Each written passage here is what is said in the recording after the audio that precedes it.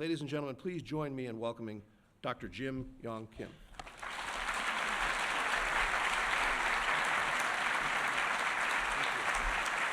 Thank you.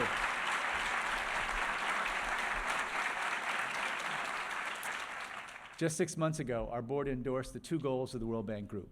The first is to end extreme poverty by 2030. The second is to boost shared prosperity by promoting real income growth for the bottom 40% of the population. The World Bank Group strategy is based on the conviction that the entire organization will work together as a seamless whole to achieve our inspiring goals. And we know that if we are to have any chance to succeed, we must be selective. First, we must choose our priorities and then abandon those activities that don't make the cut. What will we stop doing? We won't continue working in areas in which others are better. We won't enter projects for the sole purpose of meeting volume targets for the year. We won't take on projects just to plant our flag on the ground.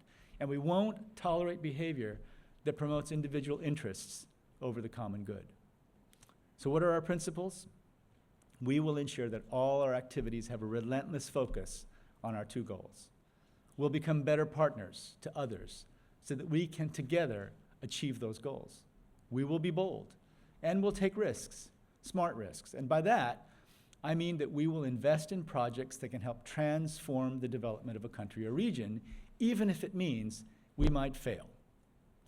We will excel at delivering local solutions by taking our global knowledge and making sure it's available to countries and companies that need it. We'll take advantage of our deep experience to lead cutting-edge global practices on issues such as finance, education, health, infrastructure, energy, and water. We'll always look for opportunities to help countries invest in their people. We must help countries become more competitive, and a powerful way for countries to become more competitive is by investing in the education, health, and job training of their citizens.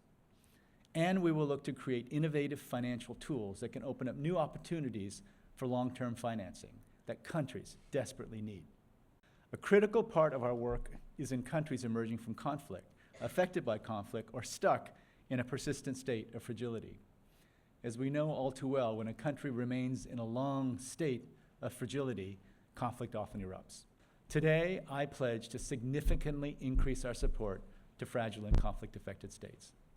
I hope to increase the share of IDA core financing, which is, of course, the bank's fund for the poorest, to fragile states by about 50% in the next 3 years.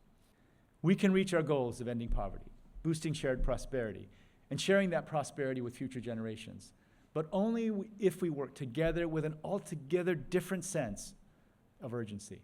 I believe that this is the defining moral issue of our time. We cannot let over 1 billion people suffer in extreme poverty when we have the tools and the resources to change their lives for the better. We cannot allow the bottom 40% of the population to be denied opportunities for jobs, health, and education. We can do better. We have to do better. Now's the time, and we are the people. Thank you very much.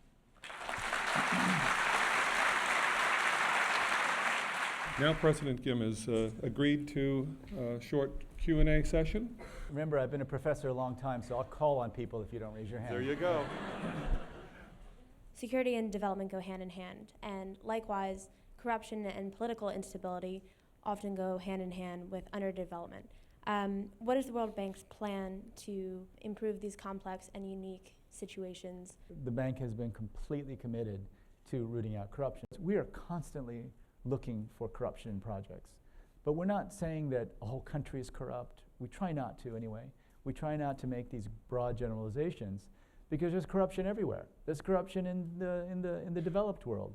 In fact, the country that has the most cases of its companies being involved in corrupt practices is a developed country.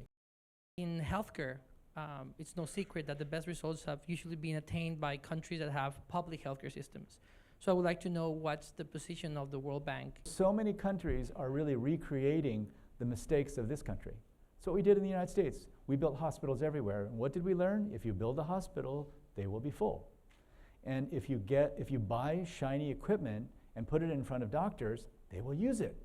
So in this country, the estimates of experts is that 30 to 50% of what we spend on healthcare is not only wasted, but harmful, right? And I see countries all over the world going down this path where they're trying to recreate the American healthcare system. And this is the worst thing that they could do. Thanks very much for your questions and for your attention.